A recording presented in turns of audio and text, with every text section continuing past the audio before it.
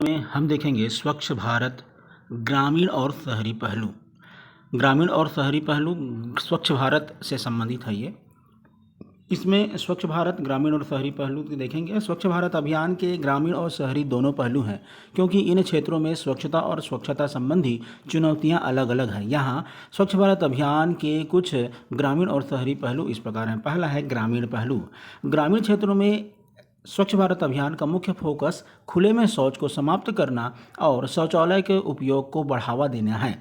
सरकार ने ग्रामीण इलाकों में 10 करोड़ शौचालय बनाने का लक्ष्य रखा है। 10 करोड़ शौचालय बनाने का लक्ष्य रखा है।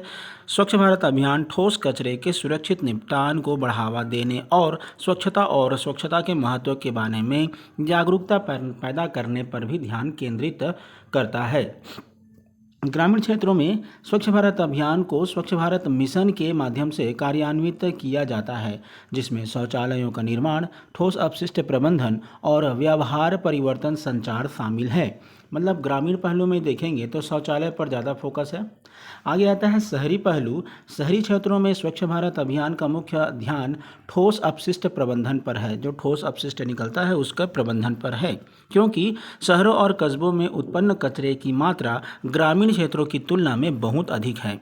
स्वच्छ भारत अभियान का लक्ष्य अपशिष्ट पृथक्करण, अपशिष्ट उपचार और पुनर्चक्रण को बढ़ावा देना और लैंडफिल में भेजे जाने वाले कचरे की मात्रा को कम करना है। स्वच्छ भारत अभियान को स्वच्छ भारत मिशन के माध्यम से कार्यान्वित किया जाता है, जिसमें शौचालयों का निर्माण, ठोस अपशिष्ट प्रबंधन और व्यवहार परिवर्तन संचार शामिल है। व्यवहार परिवर्तन संचार स्वच्छ भारत अभियान का एक मुख्य घटक व्यवहार परिवर्तन संचार है, जिसमें जागरूकता पैदा करना और लोगों के बीच व्यवहार परिवर्तन को बढ़ावा देना शामिल है। ग्रामीण क्षेत्रों में शौचालयों के उपयोग को बढ़ावा देने और खुले में शौच को समाप्त करने पर ध्यान केंद्रित किया गया है, जबकि शहरी क्षेत्रों में अपशिष्ट पृथक्करण और उपचार को बढ़ावा देने पर ध्यान केंद्रित किया जाता है।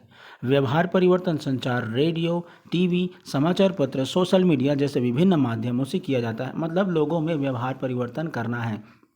तो ये जो व्यवहार परिवर्तन है, जो रेडियो, टीवी, समाचार, सोशल मीडिया जैसे भिन्न भिन्न प्रकार के जो माध्यम होते हैं, उन्हीं माध्यम के द्वारा व्यवहार परिवर्तन करना है, ये इसमें बताया गया है।